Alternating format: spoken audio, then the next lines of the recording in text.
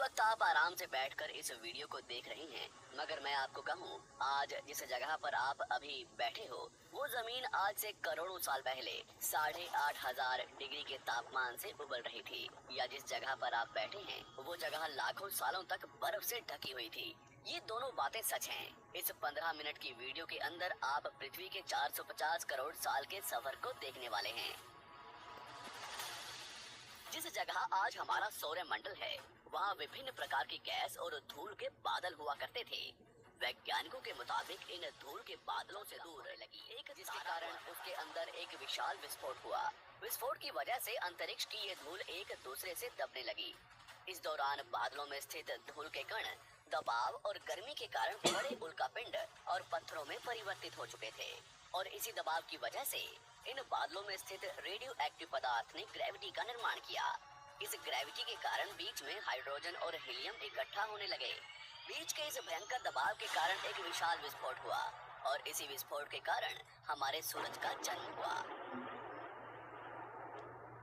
अंतरिक्ष में फैले एस्ट्रॉयड यानी क्षुद्र ग्रहों में भारी वजन की वजह से सूरज के करीब आकर सूरज की परिक्रमा करने लगे। धीरे धीरे इन्हीं एस्ट्रॉयड में भारी टकराव हुआ, जिसके फलस्वरूप मरकरी, विनस, अर्थ और मार्स जैसे ग्रहों का निर्माण हुआ।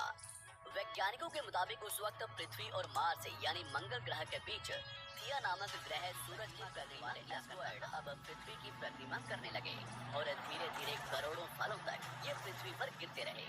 और ऐसी घटना हमारे पड़ोसी ग्रह थिया पर भी हो रही थी, जिसके कारण थिया पृथ्वी के और करीब आने लगा और आकर पृथ्वी से टकराया।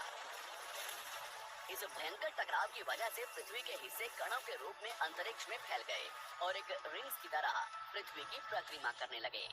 इन्हीं परिक्रमा करते हुए कणों में टकराव होने लगा, जिसके कारण हमारे चांद का निर्माण हुआ। उस वक्त पृथ्वी पर सिर्फ एक ही समुद्र हुआ करता था, और वो था 1900 डिग्री सेल्सियस की तापमान पर उबलते हुए लावे का। उबल रही थी वो सारी चीजें जिसे आज आप अलग अलग नाम से जानते हैं। वक्त के साथ साथ पृथ्वी धीरे धीरे ठंडी हो रही थी, जिसके कारण पृथ्वी के भारी तत्व जैसे धातु और रेडियो एक्टिव पदार्थ पृथ्वी के केंद्र में जाकर इकट्ठा हो गए, और हल्के पदार्थ पृथ्वी की सतह पर आ गए। लाखों सालों तक पृथ्वी पर मिनरल्स और पानी, करोड़ों सालों तक इन उल्कापिंडों की बरसात होती रही, और धीरे धीरे पृथ्वी की ऊपरी सतह पानी से ढकने लगी। वैज्ञानिकों के मुताबिक यही वो वक्त था जब दूर गहरे पानी के अंदर निकलते ज्वालामुखियों से पहली बार सूक्ष्म जीवों का निर्माण हुआ। लाखों सालों बाद एक वक्त ऐसा आया जब पृथ्वी की पूरी सतह पानी से ढक चुकी थी। हमारी पृथ्वी के सबसे अंदर का कोर रेडियो एक्टिव पदार्थ से बने होने की वजह से हरदम गर्म होता रहता है, लेकिन जब भी पृथ्वी की ऊपरी जमीन ठंडी हो जाती है, तब पृथ्वी के अंदर की गर्मी बाहर नहीं निकल पाती, जिसके कारण ज्वालामुखियों का निर्माण होता है। और उस वक्त कुछ ऐसा ही हुआ। पानी से ढकी हुई पृथ्वी पर हजारों की तादाद में ज्वालामुखी निकलने लगे, और आने वाले लाखों सालों तक इन ज्वालामुखियों का निकलना जारी रहा, जिससे पानी के ऊपर जमीन का निर्माण हो रहा था। इस वक्त भी पृथ्वी पर वातावरण न होने की वजह से अंतरिक्ष से उल्कापिंडों की बरसात हो रही थी,